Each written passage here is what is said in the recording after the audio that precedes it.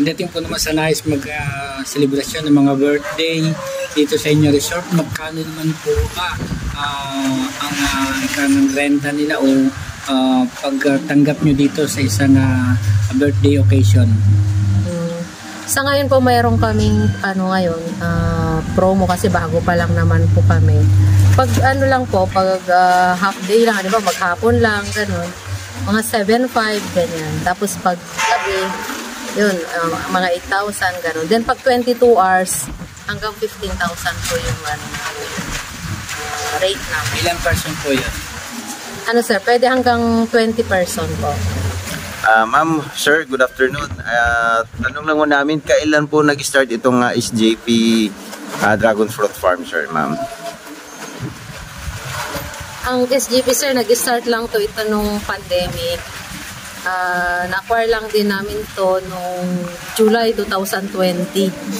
Then September 1 po, 2020, yun, nag-start na kaming nagtanim. Kasi ito yung mga time na walang pwedeng lumabas dahil nga pandemic. Then yun, naisip namin na mag-start na mag-farm na lang.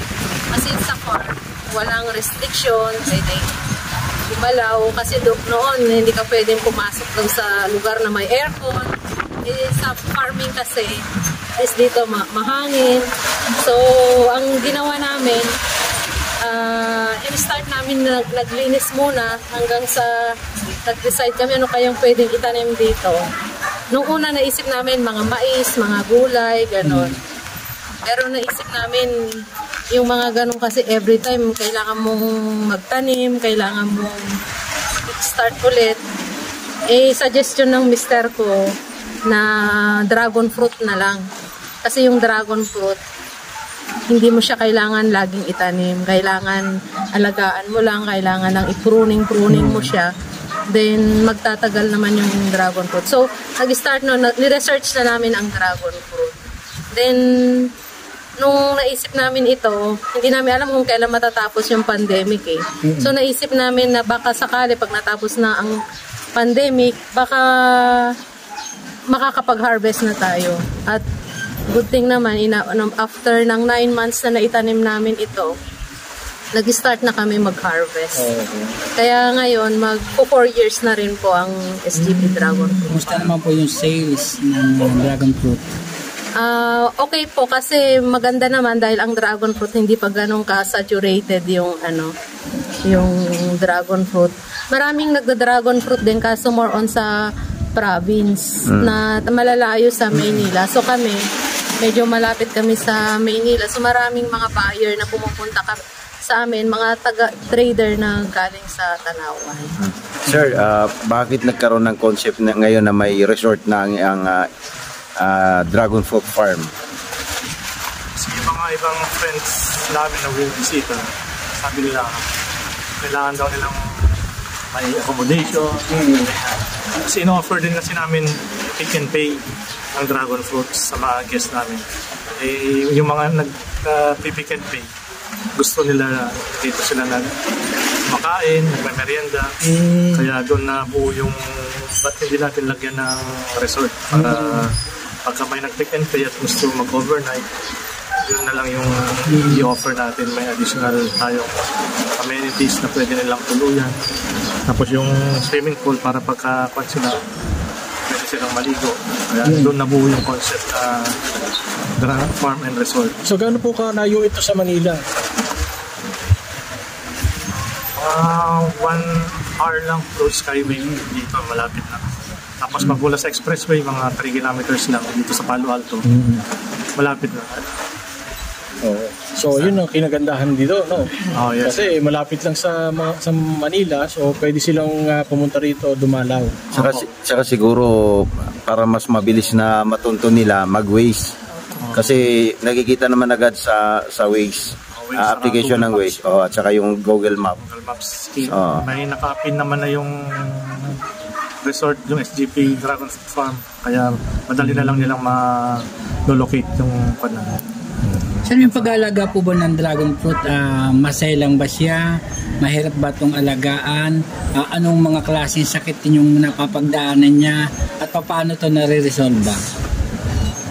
Sa dragon fruit, medyo may kwan din. Kasi maraming sakit din. May fungus, may stem cancer. Yung mga ganong sakit ng dragon fruit, pagka meron ng ganon, nag-umpisa pa lang, kinakat na namin yung mga branches na may ganong sakit. Tapos saka binabaw sa lupa para hindi na siya dumami. Para hindi na ma-affect yung mga katabi niyang plants. Ganon. Tapos lalagay din kami ng inoculant na mga saka yung triple 14, ganun lang yung panan. Kailangan ba ito ng tubig? Masyado bang matakaw sa tubig siya? Paano bang pag-aalaga niya? Pagka ngayon, katulad nito summer, mga 2 to 3 times a week dapat ang pag-delete kasi kailangan niya rin ng tubig. 2 to 3 times lang? A week? A week. Kasi gusto rin niya kasi yung open siya para direct sunlight yung kanyang pan. Kasi cactus family po siya. Pero kailangan pa rin niya ng tubig. Ilang beses kayo magbigay ng abono? Abono pagka during fruiting season, monthly kami naglalagay ng abono. Triple 14 lang sa kanya. 060. Ganun lang yung abono namin para Potassium. yung potassium. Ano bang mga varieties meron kayo dito ng mga dragon fruit sa inyong farm? Meron kaming Vietnam White, meron kaming Moroccan Red, tapos yung Australian Gold, Isis, tawagin yun, yung yellow. Yun yung meron kaming variety. Kumusta naman po yung pagtanggap ng market sa dragon fruit? Since sinabi niyo nga kanina, ma'am, na hindi pa siya ganun ka-saturated, no? Opo sir, marami na rin nakakakilala na rin ang dragon fruit kasi dahil din sa anti-cancer, mga ganon, yung mga parang naipopromote din naman kasi ito na magandang klase ng prutas. Sa ngayon, marami kaming mga buyer na talagang mga kumokontak na lang sa amin na nagtatanong kung may fruit na ba. Yun. So, wala naman na kaming problema sa buyer ngayon. Dahil may mga suki na kami na sila yung pumupunta dito na sa amin para kunin yung mga bunga ng dragon fruit namin. Mga taga-Tagaytay, mga traders, mga ganun. Pero sa amin kasi ginagawa namin pag may mga bunga. Kasi may mga nagpipick and pay. Inuuna namin mga pick and pay namin. Yung lahat yung mga sobra ng nagpipick and pay, yun na yung binibigay naman namin sa mga trader na pumupunta. Para meron din sila. Yung dahon ba nito may pakinabang din? Parang hindi ba yung ginagawang palamig din? Sa ngayon sir, wala pa. Pero ginagawa namin dito, binebenta din namin. Yung mga gusto din magtanim ng dragon fruit, doon namin sila, may mga buyer na kami, nag-ship na rin po kami sa Bisaya, ganon. Nung nakaraan lang, meron kaming shinip sa Bisaya na mga sanga ng dragon fruit para makapagtanim din sila. Sa mga gustong bumili ng inyong mga branches, yung sanga, paano kayo masi-search nila, ma'am, sir? Sa FB page lang po namin, i-search lang po nila yung SGP Dragon Fruit Farm. Then, may magre-reply naman po sa kanila. Pagdating po naman sa nais mag-celebration ng mga birthday dito sa inyo resort, magkano naman po ang renta nila o pagtanggap nyo dito sa isang birthday occasion? Sa ngayon po mayroon kaming promo kasi bago pa lang naman po kami. Pag half day lang, di ba, maghapon lang, ganun. Mga 7.5 ganyan. Tapos pag gabi, yun, mga 8,000 ganun. Then pag 22 hours, hanggang 15,000 po yung rate namin. Ilang person po yun? Sir, pwede hanggang 20 person po. So, kung pagdating po naman sa mga dragon, may papayo nito sa ating mga gusto magsimula na magtanim din ng ganitong klaseng halaman? Ayun sir, bali kasi sa amin nung nag-umpisa din naman kami dito, nagre-research lang din talaga kami. Inaalam talaga namin yung mga ano yung gagawin kapag may mga sakit, mga fungus. At saka kailangan talaga meron kayong kasama talaga na nag-aalaga lang talaga. Hindi advisable yung magtanim ka din, pabayaan mo na siya. So, ang halaman kasi parang tao lang din naman yan eh. Kailangan mo rin silang alagaan, bigyan ng attention, ganun. So, buti na lang, meron ko din kaming tao na naka-stay in na rin dito, nakasama namin na nag-aalaga sa kanila. Ma'am, nakita ko ang daming ilaw na nakalatag sa inyong mga dragon fruit. Ito ba ay para sa ano ito? Ito ba ay nakakatulong para kumbaga maliwanagan or kung meron talagang purpose itong mga ilaw na to? Itong mga ilaw sir, yan ay tinatawag namin na yung grow lights. Grow lights. Kasi yan yung grow lights technology. Kasi 'di ba ang dragon fruit kasi is seasonal fruit yan eh. From April lang yan hanggang October. Pero kung gusto mo talagang magpabunga sa off-season gaya ng November, December, pwede po yun sa tulong ng ilaw. Kailangan ilawan mo siya para humaba yung parang pinepeke mo yung yung araw. So para humaba yung araw, kailangan mong magpailaw. Sa amin hanggang 10 PM kami nagpapailaw.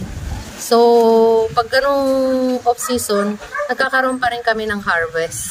Kasi hinahabol namin yung mahal yung price ng ng dragon fruit. Sa gaya po ninyo nagsimula sa ganitong klase na negosyo na dragon fruit, meron po ba kayong pwedeng iparating sa ating local government na pwedeng makatulong sa mga nag-uumpisa na gaya ng ating mga ganitong uri ng pananim? May panawagan ba kayo na baka naman na pagka kami maraming pambenta ay matulungan ng local government? Meron po ba kayong mga ganito?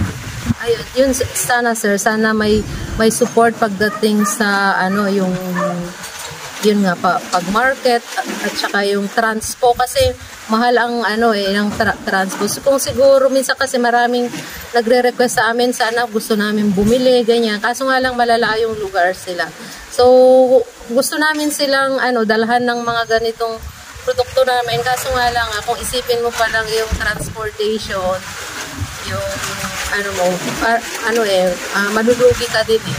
So ang na lang namin kung sino yung mga traders na mas dito, doon lang namin na ibibigay. Pero yung mga ibang customer na malalayo, hindi na namin naaabot.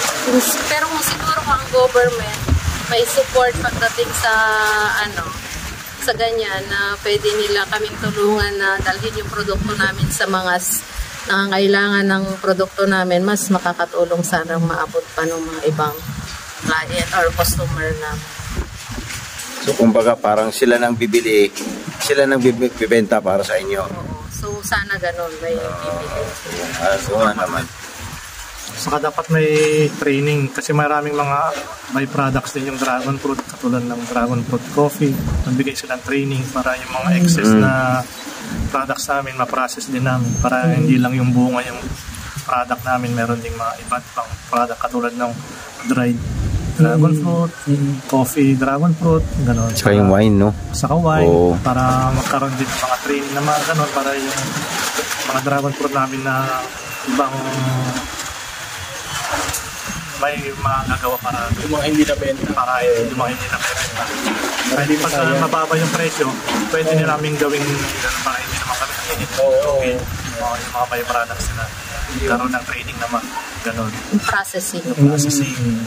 Paano gumawa ng mga gano'n kasi hindi namin alam eh.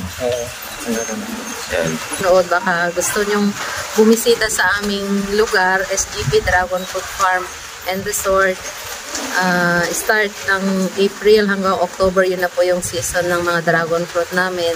Pwede po kayo dito mag-pick and pay, pwede rin po kayong mag-stay sa resort namin. Yung resort namin ay matatagpuan dito sa may Purok 5, Palo Alto, Calamba City, Laguna. I-waste nyo lang o kaya Google Maps, SBP Dragon Fruit Farm.